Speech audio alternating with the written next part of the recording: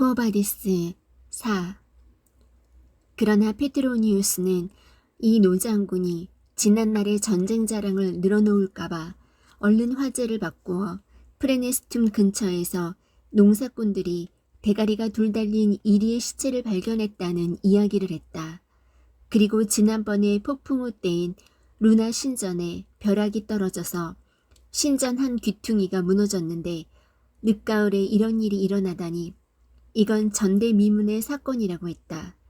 그리고 이 이야기를 자기에게 해준 코타라는 사람의 말로는 그 신전의 제사들은 이 사건을 수도의 멸망이 아니면 최소한 어떤 대건축물이 붕괴할 조짐으로 보는데 이 붕괴는 보통 제물로는 막을 수도 없는 것이라고 했다. 플라우티우스는 그런 조짐들을 가볍게 보아 넘겨서는 안 된다고 말했다. 신들이 지나친 죄악에 분노를 터뜨리는 일은 종종 있는 일로서 결코 놀랄 일이 아니며 따라서 마땅히 속죄의 제물을 바쳐야 한다고 했다. 그 말을 받아 페트로니우스가 말했다. 플라우티우스, 당신의 저택은 그 안에 계시는 당신이 훌륭한 분인데에 비하면 그리 크지는 않습니다. 저의 집은 제가 이렇게 보잘것없는 인간인데 비하면 너무 큰 편이지만 역시 조그맣습니다. 그렇다면 어떤 대건축물, 예를 들어 회랑 궁전의 붕괴를 우리가 방지하려고 재물을 바칠 가치가 있을까요? 플라우티우스도 이 말에는 대답을 하지 않았다. 이런 조심성에 페트로니우스는 얼마간 기분이 상하기도 했다. 왜냐하면 아무리 자기의 도덕관이 한없는 융통성을 가진 것이라 할지라도 그는 밀고자가 된 적은 한 번도 없었으므로 그에게는 무슨 말을 털어놓아도 괜찮았던 것이다.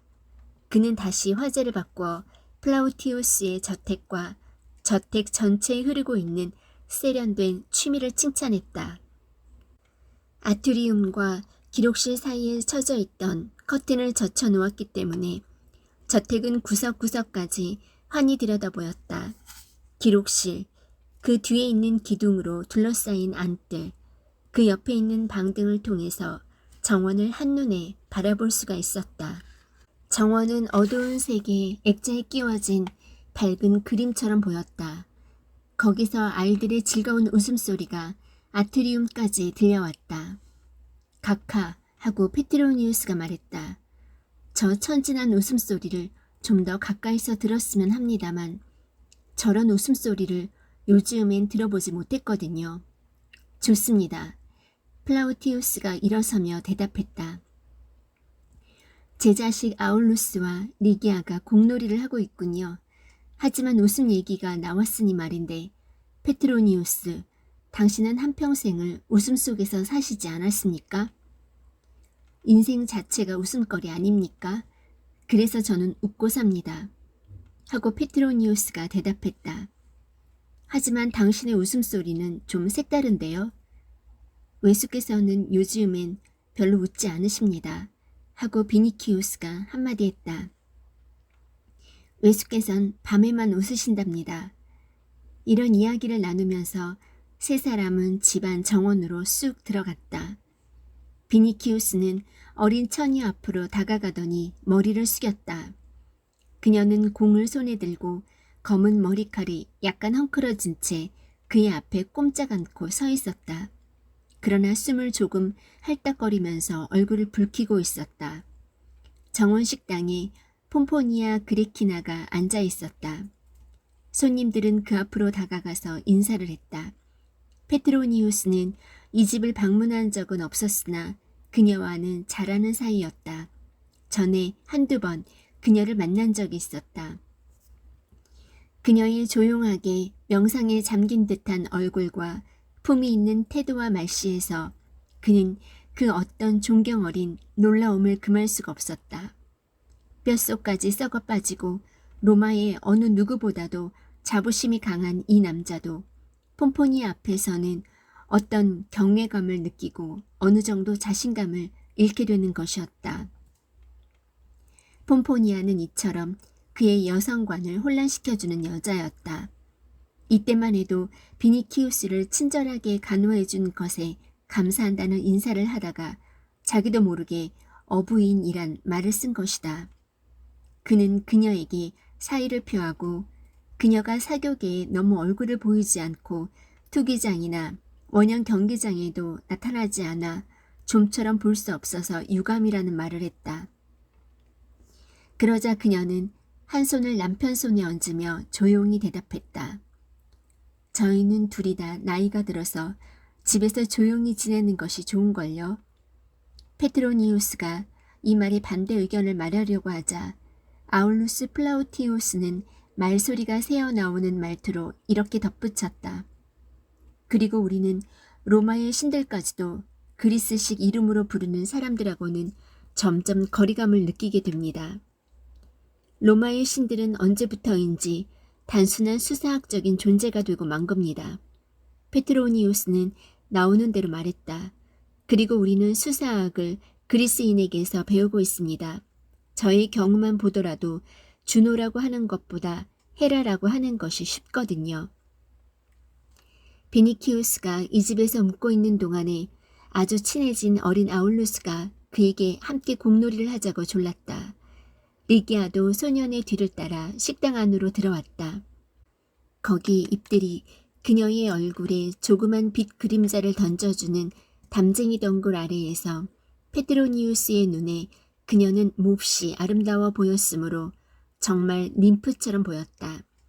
그는 그녀와 아직 말을 나눈 적이 없었기 때문에 일어나 머리를 숙이고 흔히 하는 인사 대신 오디세우스가 나우시카를 맞을 때 한 말을 인용했다. 그대가 여신이든 사람이든 나는 그대 앞에 무릎을 꿇노라. 만일 지상에 사는 사람이라면 그대의 부모는 더없이 행복하리라.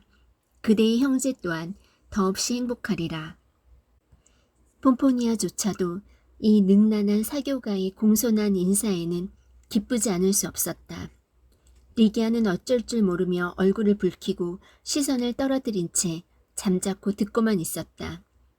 이윽고 입가에 장난스런 미소가 번지더니 처녀다운 수줍음과 응수를 하고 싶은 마음의 갈등이 그녀의 매력 있는 얼굴에 떠올랐다.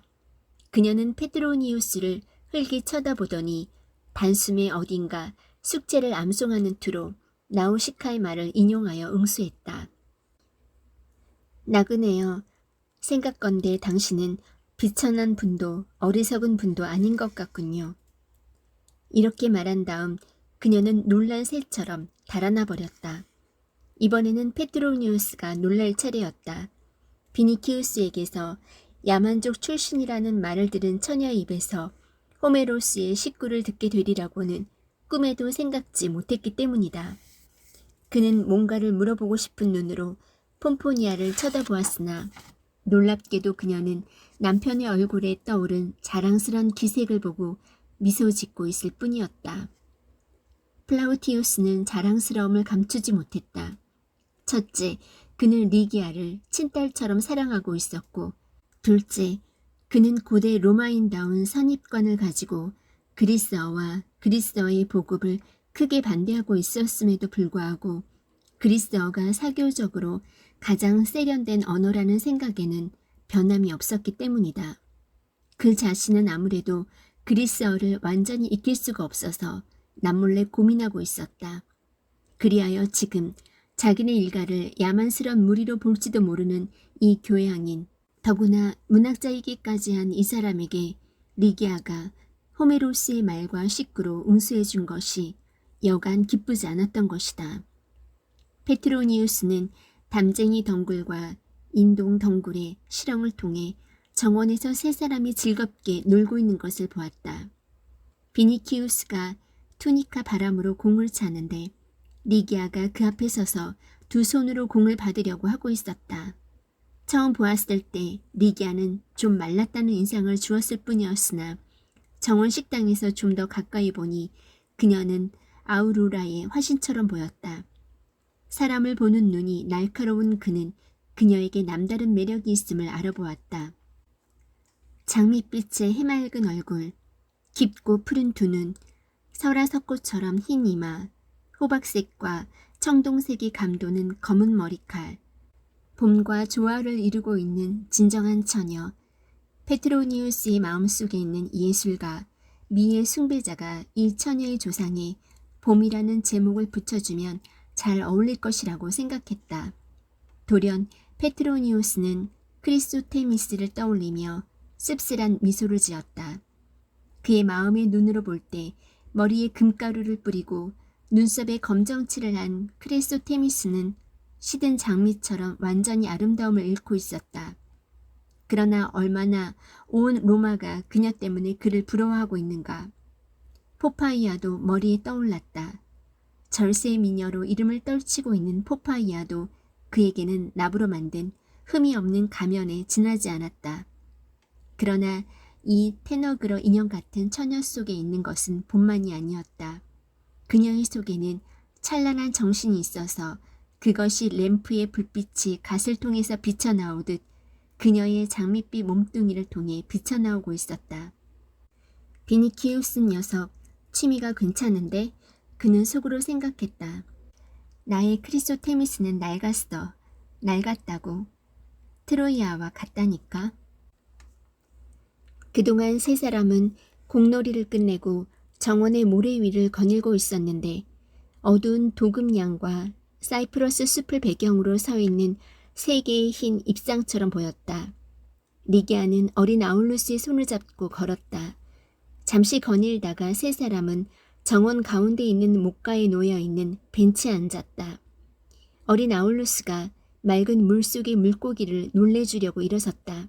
비니키우스는 리기아와 산책을 시작하면서부터 시작한 이야기를 계속하고 있었다. 그렇습니다. 그가 떨리는 낮은 음성으로 말했다. 저는 프레텍스타를 벗자마자 소아시아의 군단으로 파견된 겁니다. 그러니까 로마도 인생도 사랑도 알 시간이 없었습니다. 아나크레온과 호라티우스를 약간 건성으로 외우고 있긴 하지만 무엇인가 감격하여 자기 말로는 도저히 표현이 불가능할 때 온갖 식구를 인용하는 페트로니우스 외숙을 흉내도 못 냅니다. 어렸을 때 무소니우스의 학교에 다녔는데 그 선생님은 행복이란 신들의 의지에 인간의 의지를 꿰어 맞추는 데에서 얻는 것이며 인간의 의지력에 따라 좌우되는 것이라고 늘 말씀하셨습니다. 하지만 저는 다른 행복이 있다고, 좀 더 크고 좀 더 소중한 행복, 우리의 의지력하고는 상관이 없는 행복이 있다고 생각합니다. 그 행복은 오직 사랑만이 우리에게 가져다 줄 수 있습니다. 이 행복은 신들조차도 구하고 있는 행복이지요. 그래서 오 리기아, 지금까지 사랑이란 것을 모르고 있던 저도 신들을 쫓아 제게 행복을 가져다 줄 상대를 찾고 있는 겁니다. 잠시 후 비니키우스는 아까보다 더 낮고 부드러운 목소리로 말했다. 베스파시아누스의 아들인 티투스에 대해 들어보셨겠지요? 그는 어른이 되면서 곧 베레니케를 사랑하게 되었고 그 불행한 사랑 때문에 목숨을 잃을 뻔했었답니다. 저도 그런 사랑을 할 수 있습니다.